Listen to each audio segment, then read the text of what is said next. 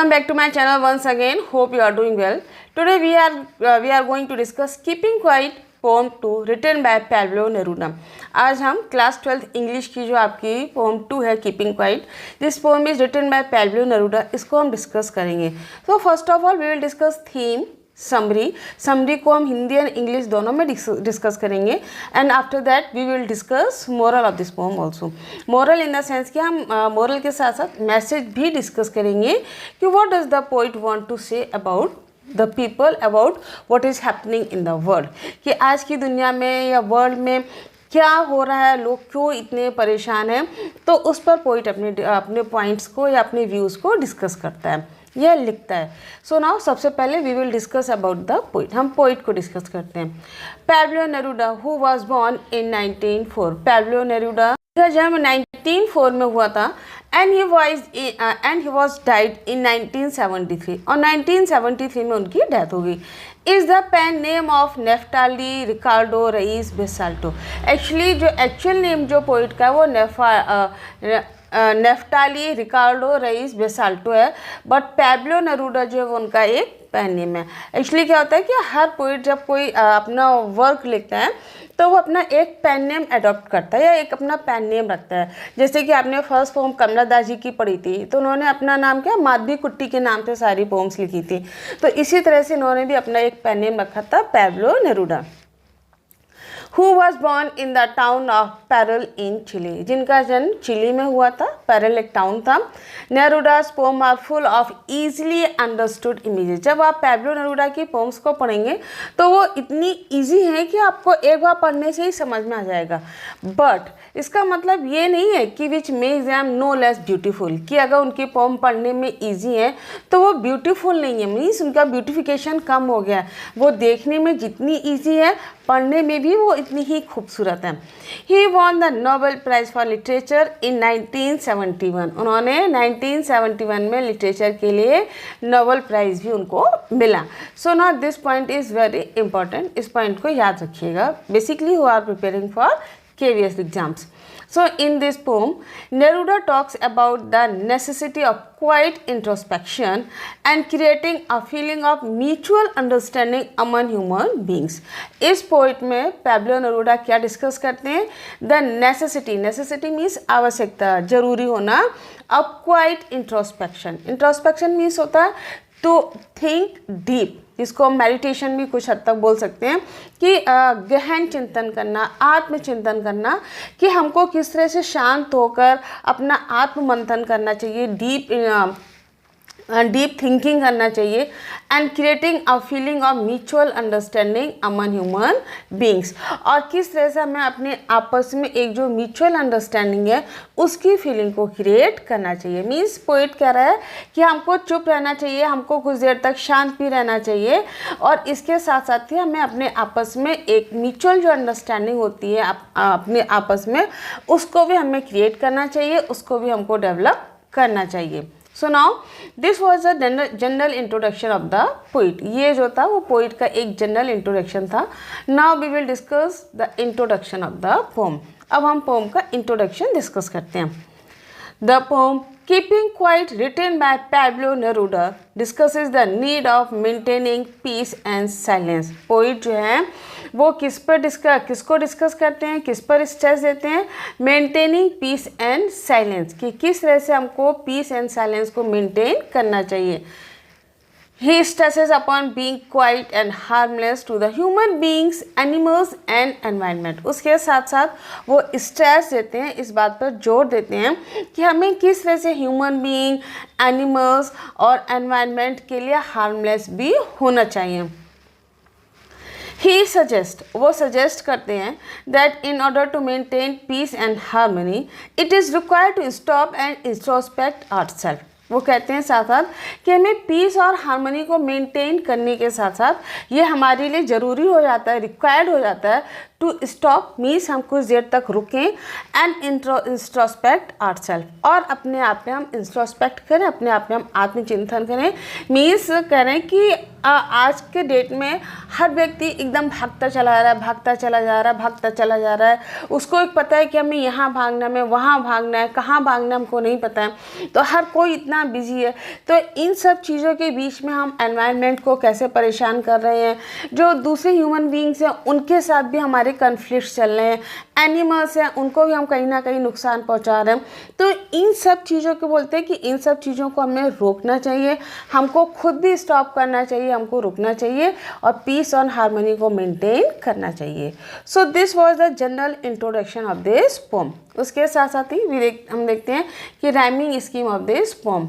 Actually rhyming scheme में क्या है, हर पोएम की एक अपनी राइमिंग स्कीम होती है।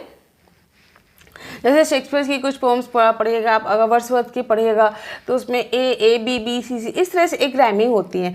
बट यहाँ में पोइट की ना कोई राइमिंग स्कीम नहीं है। एक्चुअली क्या है, जब पोइट बहुत ज़्यादा टेक्निक्स को यूज़ नहीं करता है और अपने एक फ्री स्टाइल में जब पोम को लिखता है तो वो फ्री वर्स पोम कहलाती है। So in this way this poem जो है वो written in a free verse. इसमें कोई बहुत ज़्यादा पोइट ने टेक्निक्स को यूज़ नहीं किया है, ये फ्री वर्स में लिखी गई है। सेकेंडली, जैसे कि आपको अगर याद होगा, आपने फर्स्ट पोम अगर पढ़ी थी कमला दास जी की, है ना, तो this poem was also written in a free verse. वो पोम भी आपकी कमला दास जी की पोम भी फ्री वर्स में लिखी हुई है। Now theme of the poem, अब हम इस पोम की थीम को डिस्कस करते हैं। मीन्स अभी तो हमने इंट्रोडक्शन दिया, अब हम थीम को डिस्कस करते हैं। The power of silence and thought. अब साथ साथ कह रहे हैं कि हम जब चुप रहते हैं, हम जब शांत रहते हैं तो उसकी जो ताकत होती है, उसकी जो शक्ति होती है, उसकी जो पावर होती है, और थॉट और विचार, हमारी जो सोच होती है, हमारे जो विचार होते हैं, as a means of comprehending and engaging with the world is the theme of the poem keeping quiet. Comprehend means समझना। तो कह रहे हैं इस पोम की जो मेन थीम क्या है कि शांत रहना, शांत रहने के साथ साथ हम कैसे हमें पावरफुल भी हम हो सकते हैं और लोगों को समझना, और इसके साथ साथ इंगेजिंग विद द वर्ल्ड, और हम दुनिया के साथ इंगेज भी रह सकते हैं कि हम किस तरह से शांत होते हुए भी लोगों के साथ कनेक्ट कर सकते हैं। So this is the main theme of this pome. Means ये कि कीपिंग क्वाइट, हम शांत भी रहेंगे और लोगों के साथ कनेक्ट भी हो सकते हैं। किस तरह से कनेक्ट हो सकते हैं? सो this was the theme of this pome. In order to develop better understanding of themselves and their surrounding, इसके साथ साथ कहते हैं कि in order to develop better understanding, कि ज़्यादा अच्छी अंडरस्टैंडिंग को, समझ को डेवलप करने के लिए, एंड देयर सराउंडिंग्स, और जो हमारी जो सराउंडिंग्स होती है, मीन्स हमारे जो आसपास के जो लोग होते हैं। The poet emphasize on stillness and watching nature. Poet किस पर जोर देता है? स्टिलनेस। स्टिलनेस मीन्स शांत रहना, एंड वॉचिंग नेचर, और नेचर को वॉच करना। मीन्स हम शांत रह के भी नेचर को कैसे वॉच कर सकते हैं कि हमारे आसपास की जो सराउंडिंग है उसको। The speaker makes the claim, इसके साथ ही स्पीकर क्लेम करता है that one can develop a sense of oneness with one surroundings, कि हर व्यक्ति वननेस मीन्स व्यक्ति, पर्सन के लिए बोल रहे हैं कि वो अपनी सराउंडिंग, उसके आसपास की जो सराउंडिंग होती है उसको कैसे डेवलप कर सकता है, कैसे हम अपनी एकता को डेवलप कर सकते हैं। And other people by remaining silent and observing, और दूसरे लोगों को बाय रिमेनिंग शांत रह के और ऑब्जर्विंग करके। मीन्स हम किस तरह से शांत रह के और चीज़ों को ऑब्जर्व कैसे अपनी सराउंडिंग के, अपने आसपास के लोगों में हम वननेस की जो फीलिंग्स होती है उसको डेवलप कर सकते हैं। द पोम ऑल्सो कंसीडर्स, इसके साथ ही पोम जो हमें ये कंसीडर करती है, पोइट कंसीडर करता है, हाउ द मॉडर्न वर्ल्ड में बी नॉइजी। नॉइजी मीन्स होता है कि बहुत ज़्यादा शोरगुल होना, कि आज का जो मॉडर्न वर्ल्ड है ना वो इतना नॉइजी कैसे है। And distracting, distracting means disturbing होना। And how spending some time to be silent, और हम किस तरह से कि कुछ देर शांत रहकर अपना टाइम स्पेंड कर सकते हैं। And still can be helpful study to be obtaining clarity and inner calm. कह रहे हैं शांत रह के भी जब हम अपना टाइम स्पेंड कर सकते हैं तो ये हमारे लिए एक बहुत हेल्पफुल स्ट्रेटजी होती है कि हम अपनी क्लैरिटी को और जो इनर जो शांति होती है, इनर जो पीस होती है, उसको हम मेंटेन कर सकते हैं, उसको हम ऑब्टेन कर सकते हैं। ऑब्टेन मीन्स होता है टू गेन, प्राप्त करना। ओवरऑल पॉइंट ये कह रहा है कि हमें शांत रहना चाहिए। शांत रहने का इन द सेंस आप इनएक्टिव नहीं हो जाएं। शांत इन द सेंस कि हम जो युद्ध कर रहे हैं, जो वॉर कर रहे हैं, हर कोई अपने आप को सुपीरियर समझ रहा है ना, तो इस चीज़ से हमें बचना चाहिए और एक जो म्यूचुअल जो अंडरस्टैंडिंग होती है उसको हमें डेवलप करना चाहिए। मैसेज इज़ वेरी गुड, बहुत अच्छा मैसेज है, थोड़ा सा ध्यान से पढ़ने की बस ज़रूरत है ना। Keeping quiet summary. अब हम इस पोम की समरी को भी डिस्कस करते हैं। Now keeping quiet is a peace poem. Keeping quiet जो है वो एक पीस पोम है, मीन्स शांति वाली पोम है, कविता है, written by Chilean poet Pablo Neruda, जो कि चिली के एक पोइट हैं पैब्लो नेरूडा के द्वारा लिखी हुई है। The poet asks humanity, humanity means मानवता, to count numbers from 1 to 12। वो 1 से लेके 12 तक नंबर काउंट करने के लिए बोलते हैं। 12 being the number of hours shown in a clock or in the number of zodiac sign। ये जो 12 नंबर हैं वो केवल ऐसे नहीं कि आपने 1 2 3 4 5 6 7 8 9 10 11 12 है ना, कि यहाँ तक आपने 12 तक नंबर्स काउंट कर लिए and now you can continue, तो ऐसे नहीं है, बल्कि ये जो 12 नंबर है ना 12 है, ये आपकी किसको रिप्रेजेंट कर रहे हैं, आपकी क्लॉक में घड़ी में जो 12 नंबर होते हैं उसको रिप्रेजेंट कर रहे हैं, और जो जोडिक साइन होते हैं उसमें जो 12 नंबर होते हैं उसको भी रिप्रेजेंट करते हैं। साथ में हमारे साल में जो 12 मंथ्स होते हैं उसको भी रिप्रेजेंट करते हैं। He request everyone not to speak.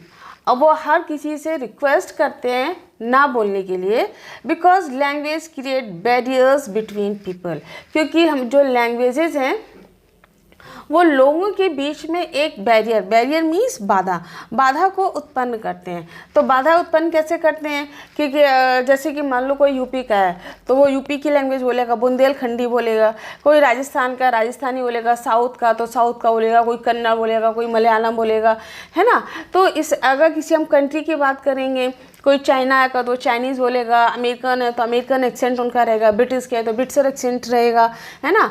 तो मीन्स हर कोई अपनी अपनी लैंग्वेज में बात करता है और इन लैंग्वेजेस की वजह से हमारे बीच में एक बैरियर उत्पन्न होता है, मीन्स ये हमें एक बाधा उत्पन्न करते हैं।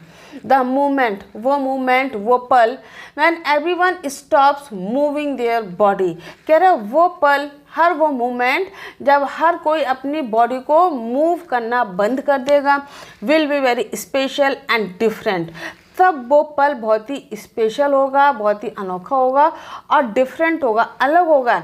As we have never experience such a moment before, जैसा कि ऐसा एक्सपीरियंस हमने ज़िंदगी में या कभी भी पहले उसको एक्सपीरियंस नहीं किया होगा। मीन्स अभी तो आप बोलते चले जा रहे हो, जैसे कि होता है ना, जब आप बहुत ज़्यादा बोलते हो, थक जाते हो, या कई बार आप थोड़ा सा डिस्टर्ब होते हो, परेशान होते हो, तो आप क्या बोलते हो, अरे भाई सामने वाला जब ज़्यादा बोलता है कि चुप हो जा, थोड़ा सा हमें शांति चाहिए, है ना, I want to take rest, है ना। तो वही चीज़ है, तब आपको कितना अच्छा फील होता है। तो पोइट भी वही कह रहा है कि जब आप कुछ देर शांत रहेंगे और उस चीज़ को, उस पल को, उस मोमेंट को जब आप फील करेंगे तो ये मोमेंट, ये पल आपके लिए बहुत ही स्पेशल होगा और डिफरेंट भी होगा। ऐसा मोमेंट होगा जो आपने इससे पहले कभी फील नहीं किया। द पोइट सेज, पोइट कहता है that in this period of inactivity the fisherman would not harm the whales. अब कह रहा है, अब ये इनएक्टिविटी का टाइम चल, इनएक्टिविटी वो किसको कह रहे हैं कि आप 1 से लेकर 12 तक जब आप काउंट करेंगे उस ड्यूरेशन में आप शांत रहेंगे, तो जो फिशरमैन है वो व्हेल्स को हर्ट नहीं करेंगे।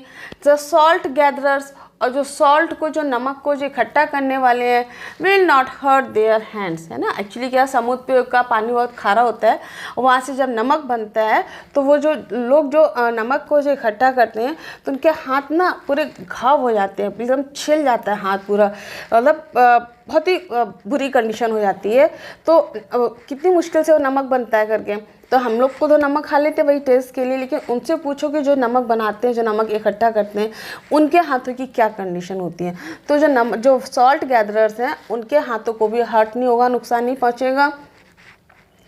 Those who are busy destroying the nature will adopt a new approach towards life। और कह रहे हैं वो लोग जो बिजी हैं किसको डिस्ट्रॉय करने में, बर्बाद करने में नेचर को, will adopt a new approach. वो जीवन के लिए एक नए अप्रोच को, एक नई पहुंच को, एक नई सोच को डेवलप करेंगे। The man who are preparing for wars, कह रहे हैं वो लोग जो युद्ध की तैयारी कर रहे हैं, युद्ध के लिए तैयार हो रहे हैं, and victory based on death of innocent people will join their enemy and stand in the unity with them. कह रहे हैं और वो किस पे उनकी जो विक्ट्री है, उनकी जो विजय है, वो किस पर डिपेंड करेगी?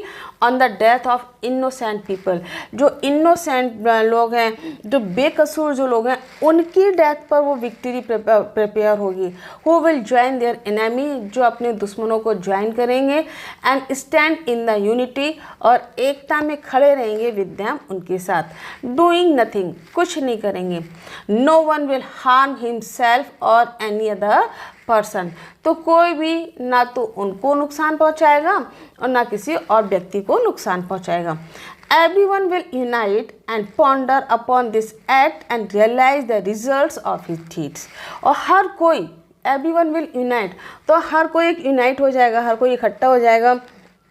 एंड पॉन्डर अपॉन मीन्स होता है टू थिंक, है ना। तो अब वो जो काम कर रहा है, अपना जो एक्ट कर रहा है, एक्ट इन द सेंस कि वो जो एक्शन कर रहा है, जो वॉर कर रहा है, जो लोग युद्ध कर रहे हैं, तब वो शांत होकर उस युद्ध के बारे में सोचेंगे एंड रियलाइज द रिजल्ट, और उसका जो रिजल्ट निकलता है, उसका जो परिणाम निकलता है, उसके बारे में सोचेंगे, है ना। मीन्स क्या है कि जैसे कि जब कोई युद्ध होता है, दो देशों के बीच में जो युद्ध होता है, बीच में जो सैनिक, जो सोल्जर्स होते हैं, वो बेचारे इनोसेंट होते हैं, वो मारे जाते हैं, और उसके बाद फिर जब जीत होती है तो लोग उसको एंजॉय करते हैं कि हाँ हम जीत गए, हमारा देश जीत गया। लेकिन वो लोग जो बेचारे जो मारे गए, जो सोल्जर्स, उनका क्या कसूर था? कोई कसूर नहीं था। तो कह रहा है अब जब युद्ध बंद हो जाएंगे, लोग शांत हो जाएंगे, और तब वो अपने इस एक्शन के बारे में सोचेंगे।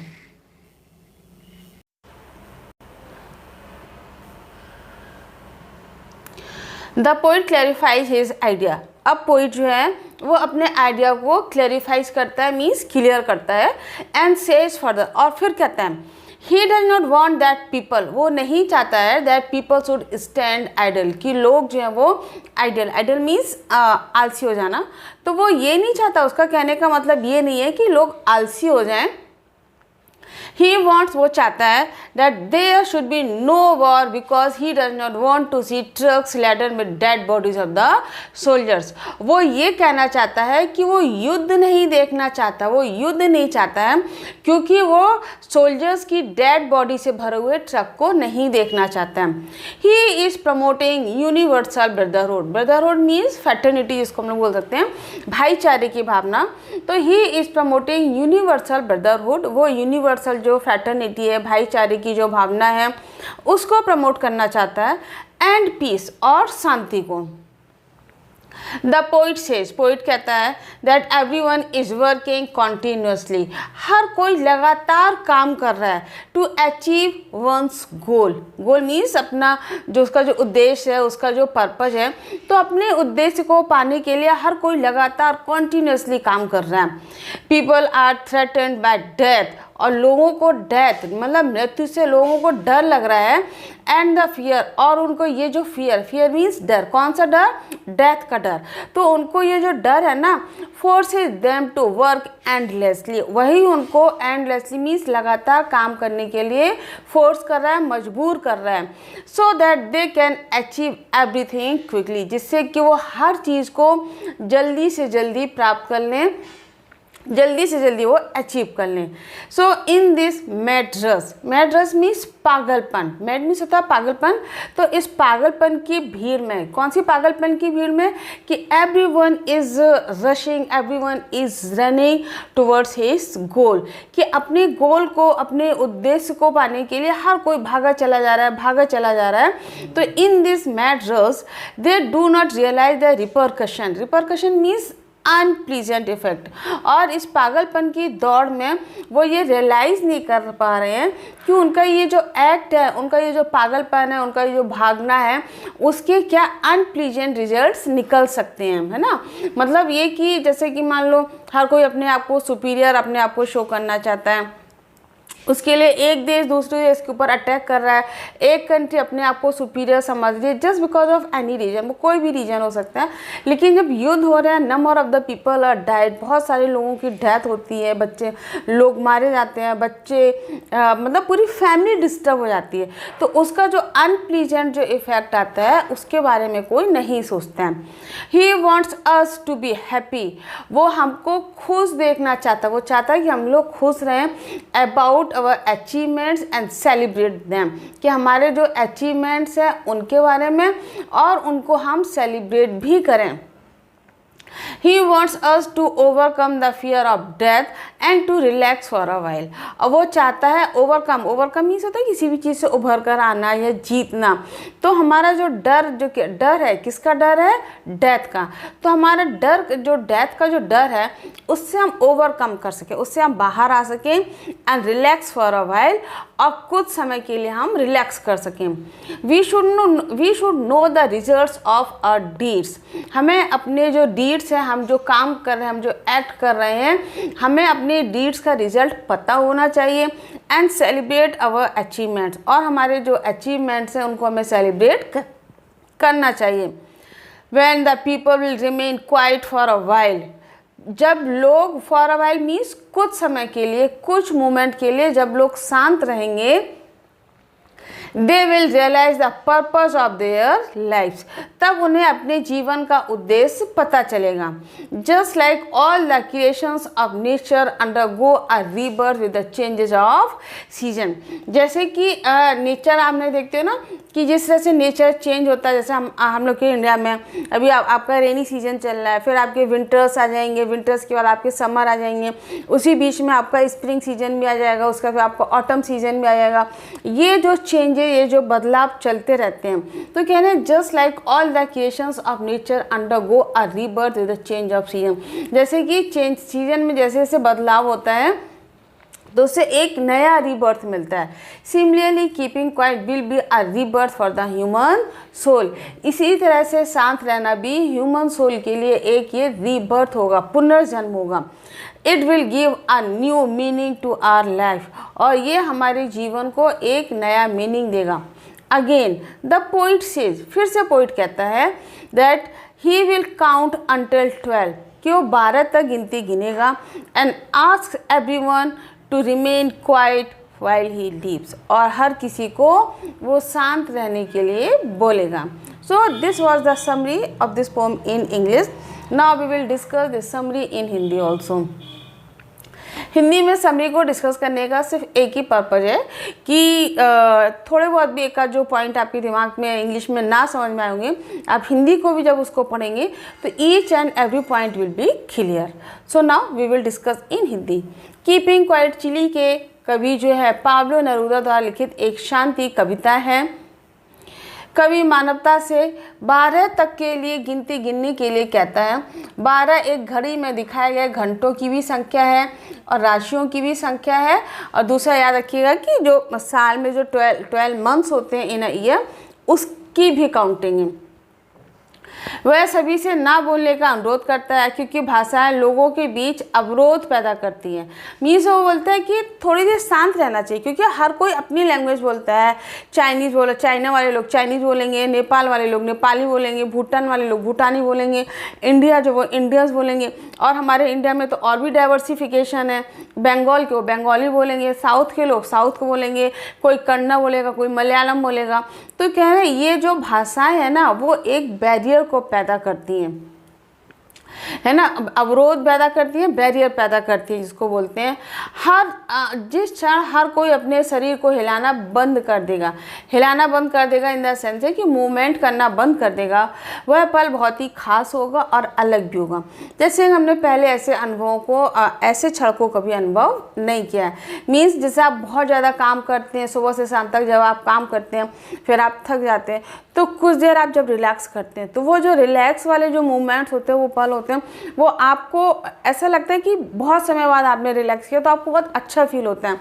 तो बस वही पॉइंट कहना चाह रहा है कि जब आप कुछ समय के लिए शांत हो जाएंगे, चुप हो जाएंगे, तब आप ऐसा अनुभव करेंगे कि जैसे आपने कभी ऐसा फील नहीं किया है। कवि कहता है कि निष्क्रियता के इस दौर में मछुआरे, निष्क्रियता मीन जब हम शांत हो जाएंगे तो जो मछुआरे हैं, जो फिशरमैन हैं, वो व्हेल को भी नुकसान नहीं पहुंचाएंगे, उसको भी नहीं मारेंगे। नमक इकट्ठा करने वाले सॉल्ट जो गैदरर्स होते हैं वो भी अपने हाथों को चोट नहीं पहुंचाएंगे। और जो प्रकृति को नष्ट करने में जो डिस्ट्रॉयर हैं, जो नेचर को डिस्ट्रॉय कर रहे हैं किसी न किसी कारण से, वो भी जीवन के प्रति एक नया दृष्टिकोण अपनाएंगे। जो लोग निर्दोष लोगों को मौत के आधार पर युद्ध की जीत की तैयारी कर रहे हैं, मतलब जो लोग युद्ध की तैयारी कर रहे हैं, वॉर्स की तैयारी कर रहे हैं, और उसमें कैसे लोग मारे जाते हैं, इनोसेंट लोग मारे जाते हैं, निर्दोष, क्योंकि जो सोल्जर्स होते हैं उनका उसमें क्या कसूर होता है, कोई नहीं होता, फिर भी वो मारे जाते हैं। तो वो अपने दुश्मन में शामिल हो जाएंगे और उनमें एकता के साथ खड़े होंगे। मीन्स अब युद्ध की जो भावना है, युद्ध की जो फीलिंग है वो ख़त्म हो जाएगी और सारे लोग जो वो यूनाइट हो जाएंगे और कोई भी युद्ध नहीं करेंगे और कोई भी खुद को या किसी और व्यक्ति को नुकसान भी नहीं पहुंचाएगा। जब युद्ध नहीं होगा तो कोई नुकसान नहीं पहुंचाएगा, हर कोई एकजुट होगा, उसके कारणों पर विचार करेगा, उसके कर्मों के परिणामों को महसूस करेगा। कभी अपने विचार को स्पष्ट करता है और आगे कहता है वह नहीं चाहता कि लोग बेकार खड़े रहें, वह चाहता है युद्ध ना हो, क्योंकि वह सैनिकों के शवों से लदे हुए ट्रकों को नहीं देखना चाहता। वह सार्वभौमिक भाईचारे और शांति को बढ़ावा दे रहा है। कवि कहता है कि प्रत्येक व्यक्ति अपने लक्ष्य को प्राप्त करने के लिए निरंतर कार्य कर रहा है, मीन्स कॉन्टिन्यूअस वर्क कर रहा है, और लोगों को मौत की धमकी दी जाती है। उन्हें डर उन्हें अंतहीन काम करने पे मजबूर करता है। अंतहीन इन द सेंस कि उसको, हर व्यक्ति को लगता है अरे अभी मेरा ये वाला काम रह गया, अभी मेरा ये वाला काम रह गया। तो इस चक्कर में व्यक्ति जो है ना वो लगातार कंटिन्यूअस काम करता रहता है ताकि वे सब कुछ जल्दी से हासिल कर सकें। और इस भाग दौड़ में अपने कृत्यों को प्रतिफल का एहसास भी नहीं होता है। मीन्स जब वो ये भाग दौड़ कर रहे होते ना तो उनको ये पता भी नहीं चलता है कि इसका रिजल्ट क्या निकलेगा। वह चाहता है कि हम रुकें, पागलों की भीड़ से बाहर आएँ। वह चाहता है कि हम अपनी उपलब्धियों के बारे में खुश रहें और उनका जश्न मनाएं। वह चाहता है कि हम मौत के डर पर काबू पाएं, कुछ देर आराम करें। हमें अपने कर्मों के परिणामों को जानना चाहिए और निरंतर अपनी उपलब्धियों का जश्न मनाना चाहिए। ठीक है, जश्न मनाने का मतलब ये नहीं है कि हमको युद्ध करना चाहिए, हमको वॉर करना चाहिए, अपने आप को सुपीरियर शो करना चाहिए, इस तरह से नहीं, बल्कि हमको शांत रहना चाहिए, नेचर को समझना चाहिए और उसके साथ साथ लोगों को जो नुकसान पहुंचा रहे हैं, जैसे एग्जांपल उन्होंने वेल्स का दे दिया कि जो फिशरमैन है वो वेल्स को नुकसान पहुँचा रहे हैं, सॉल्ट गैदरर वो अपने हाथों को नुकसान पहुँचा रहे हैं, लोग जो है जो डिस्ट्रॉयर है वो नेचर को नुकसान पहुँचा रहे हैं। तो इस तरह से हमें नुकसान ना पहुँचा कर शांत रहकर अपने आप को और उसको हमें फील करना चाहिए। So this was the summary in Hindi also. अभी तक हमने हिंदी में समरी को डिस्कस किया। Now we will discuss the moral of this poem. हम इस पोम का मोरल डिस्कस करेंगे। ठीक है, मोरल बोल सकते हैं, साथ साथ हम इस पर बोल सकते हैं कि poet wants to give the message, कि इस पोम में पोइट क्या मैसेज देना चाहता है। ठीक है ना, इस पोम में पोइट क्या मैसेज देना चाहता है, इस चीज़ को हमको समझना पड़ेगा। नाउ मोरल, अब एक लाइन में अगर हम देखते हैं, silence and stillness can bring peace, self reflection and the unity of main kind. Poet कहना चाह रहा है कि जब हम शांत रहेंगे, स्टिल रहेंगे, स्टिलनेस इन द कि हम कोई मूवमेंट नहीं करेंगे, कोई एक्शन नहीं करेंगे, तो वो हमें पीस लाएगा, शांति लाएगा, सेल्फ रिफ्लेक्शन लाएगा जिसको हम इंट्रोस्पेक्शन बोल रहे थे, और यूनिटी ऑफ मेन काइंड, और लोगों में जो ह्यूमंस हैं, जो मानवता है, उसमें एकता आएगी। मीन्स ये जो युद्ध हो रहे हैं ना एक दूसरे के देश पे कंट्रोल करने के लिए, वो कहीं ना कहीं कंट्रोल हो जाएगा। सो ये एक मोरल है। सेकेंडली यहाँ पर आप दो चीज़ें देखिएगा, एक तो ये जो इसका जो मोरल है वो मैंने एक लाइन में भी दिया है। अगर ऑब्जेक्टिव क्वेश्चन आएंगे तो इससे रिलेटेड जो भी वर्ड्स आएंगे वो आपका मोरल हो जाएगा। बट इन केस अगर डिटेल में बोलते हैं कि डिटेल में इसका मैसेज बताइए, डिटेल में discuss the moral of this pome, तो डिटेल में भी हम डिस्कस करते हैं। तो दोनों ही चीज़ें आपको पता होनी चाहिए। इन टूडेज बिजी वर्ल्ड, आज की जो बिजी मीन्स जो आज की जो व्यस्त जो वर्ल्ड है, जो दुनिया है, we must pause to understand our self and others. हमें अपने आप को पॉज देना चाहिए, रुकना चाहिए अपने आप को समझने के लिए और लोगों को भी समझने के लिए। Silence helps us reflect on our actions and promote harmony. और साइलेंस, शांति जो है, चुप रहना जो है, वो हमारे एक्शंस को रिफ्लेक्ट करता है और हमारे बीच में जो हार्मनी है, हार्मनी मीन्स सामंजस्य जिसको हम लोग बोलते हैं, हमारे बीच में ह्यूमैनिटी के बीच में जो सामंजस्य है उसको भी प्रमोट करता है। Introspection can prevent destruction caused by selfishness, grid and violence. Introspection जो है वो प्रिवेंट मीन्स रोकना, जो डिस्ट्रक्शन जिसकी वजह से होता है सेल्फिशनेस, कि आजकल आदमी बहुत सेल्फिश हो गया, स्वार्थी हो गया, वायलेंस बहुत ज़्यादा करने लगा है, इसको इंट्रोस्पेक्शन रोकता है। By keeping quiet, humanity can build a better, more thoughtful world. और चुप रहकर ह्यूमैनिटी, मानवता जो है वो ज़्यादा अच्छी दुनिया को बेटर वे में बना सकता है और थॉटफुल वर्ल्ड को भी बना सकता है। मीन्स जब हम शांत रहेंगे ना तब हम एक थॉटफुल वर्ड को बना सकते हैं। मीन्स हम ये सोच सकते हैं ना कि हम लोग का कौन सा एक्शन है जो इस दुनिया को बर्बाद कर रहा है, तो शायद अगर ये वाला एक्शन ना करें तो दुनिया में थोड़ी सी शांति आ जाएगी। और वो तभी होगी जब हम शांत होकर थोड़ा सा सोचेंगे, इंट्रोस्पेक्ट करेंगे। Now, it carries the central message of the importance of introspection. ये जो पोम है वो हमारा इंट्रोस्पेक्शन, शांत रहने का जो डीप थिंकिंग जो होती है उसकी इम्पोर्टेंस को बताता है। Reflection for achieving peace and harmony. The poem advocates for the temporary cessation means pause of activities to allow for quiet contemplation which can lead to a deeper understanding of oneself and the world. ये जो pome है वो advocate करती है, advocate in the sense कि बताती है for a temporary session,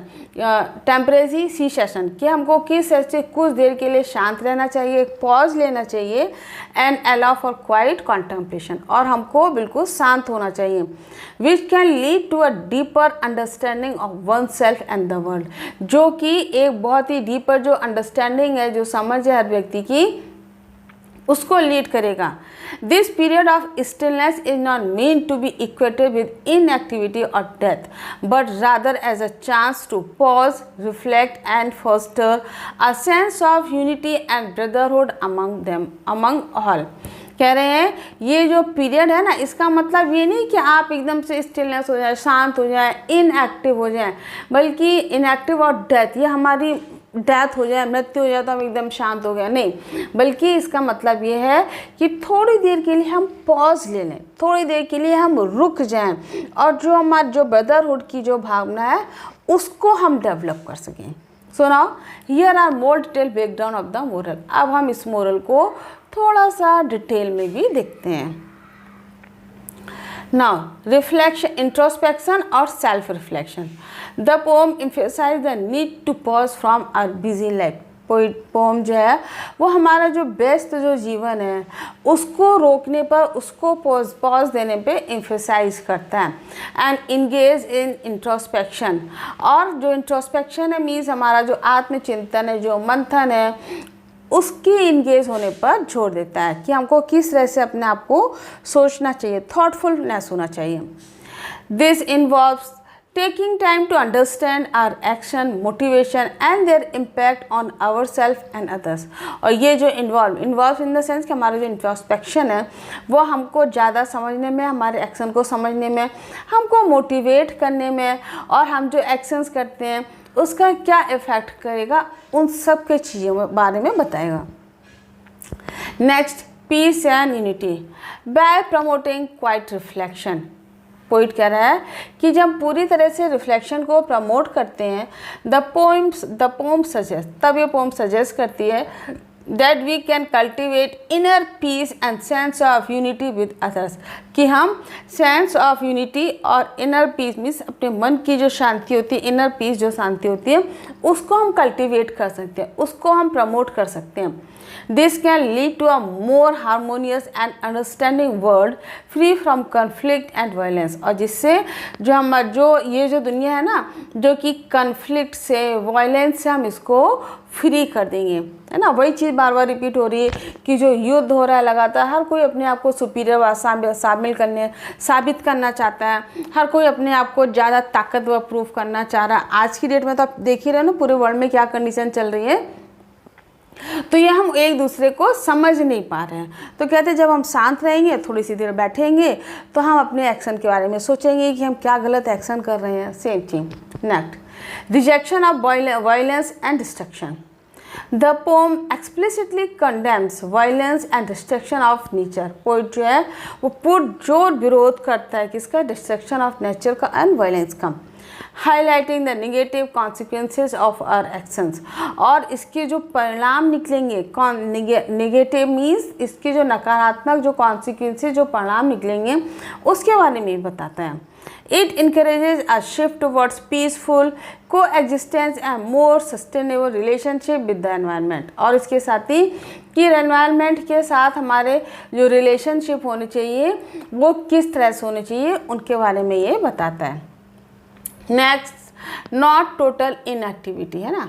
क्या हमें टोटल पूरे तरीके से इनएक्टिव नहीं होना है. मतलब ऐसा नहीं कि जस्ट लाइक डेथ, कि हमारी मृत्यु हो गई, हम एकदम शांत हो रहे हैं, वो नहीं होना है. शांत होना है बट इन अ डिस्ट्रक्टिव वे में शांत नहीं होना है. ठीक है. Next, learning from nature. The poet हमेशा the poet draws parallel between the quietness of nature and the need for human beings to pause and reflect. poet जो है वो ये parallel means एक दोनों के बीच में एक बराबर की लाइन खींचता है.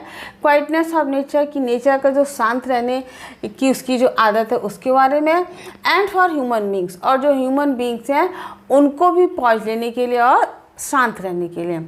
so in essence, और इसका मतलब ये हो रहा है, the moral of keeping quiet is that by embracing silence and introspection we can foster peace, unity and more powerful approach to life both individually and collectively. कह रहे हैं अगर हम शांत रहेंगे, कीपिंग क्वाइट का मतलब ही शांत रहना है.